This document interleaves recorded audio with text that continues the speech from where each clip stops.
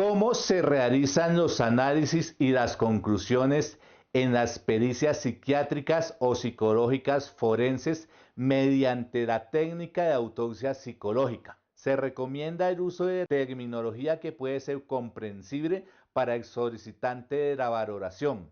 Al realizar el análisis, interpretación y conclusiones, se deben tener en cuenta la información de los documentos allegados por la autoridad y la información obtenida en las entrevistas realizadas en el contexto.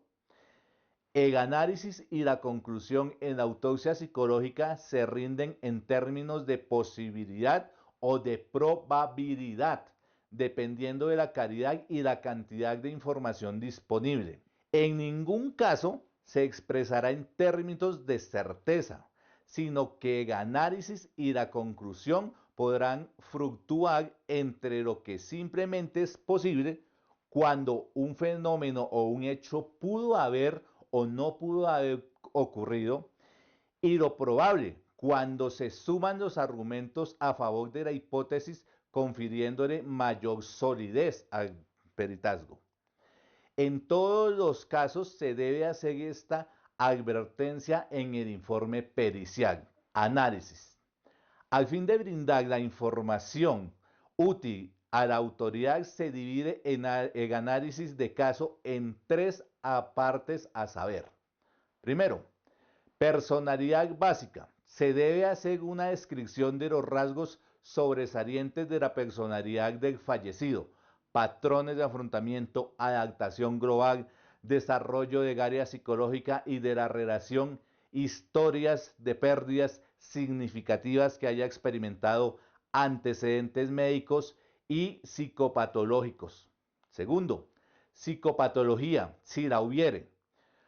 Para abordar la psicopatología a partir de los signos y síntomas reportados que puedan sustentar un diagnóstico positivo o negativo o probable de una enfermedad mental y de trastornos de personalidad según las clasificaciones internacionales vigentes, indicando si se correlaciona con lesiones autoinfligidas o exposición a actividades de riesgo de accidentes o de muerte por homicidio. Tercero, consideraciones respecto al funcionamiento mental para la época y el día de la ocurrencia de los hechos dentro de las consideraciones acerca de la época y día o de los días de hecho.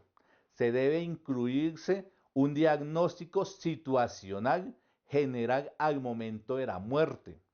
En el área psiquiátrica y de relación de evaluado, se registra si se evidencia algún tipo de escenificación o de irregularidades de la escena o de su concordancia o discordancia con los diagnósticos. Igualmente se establece la correspondencia entre los hallazgos de escena y los antecedentes. Se debe mostrar si existe una correlación entre las circunstancias en las cuales se dio la muerte, la personalidad y la psicopatología de la persona fallecida, en el contexto de la información disponible del caso. Si la solicitud se orienta a una condición especial de una víctima en el momento de la muerte, distintas a las realizadas en los ínteres anteriores, se debe señalar y explicar los elementos referidos por el entrevistado o inferidos a partir de la información disponible, que permiten orientar la opinión pericial sobre el tópico específico, y la solicitud que dan sustento a la conclusión de que se expresa en tal sentido. ¿Qué aspectos deben ser incluidos en la conclusión?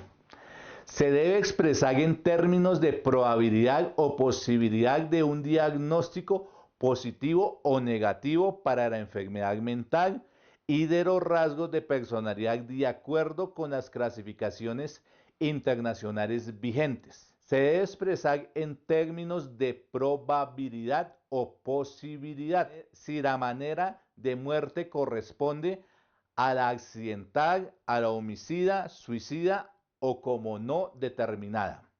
Dar respuesta a los interrogantes específicos sobre alguna condición especial de la víctima al momento de su muerte. Milton Cubillos.